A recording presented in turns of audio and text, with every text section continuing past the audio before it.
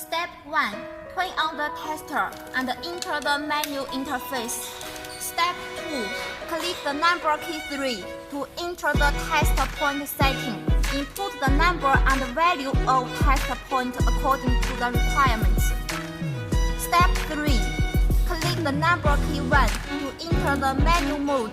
When there is no specimen on the pressure plate, press the clear force key to clear the force value to 0.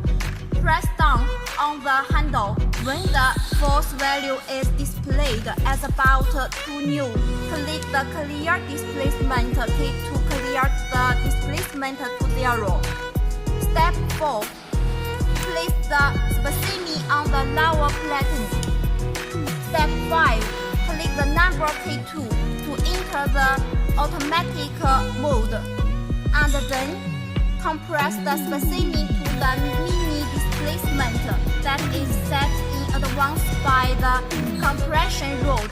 The test result will be displayed automatically and the test is completed. The test date can be printed by clicking the print key.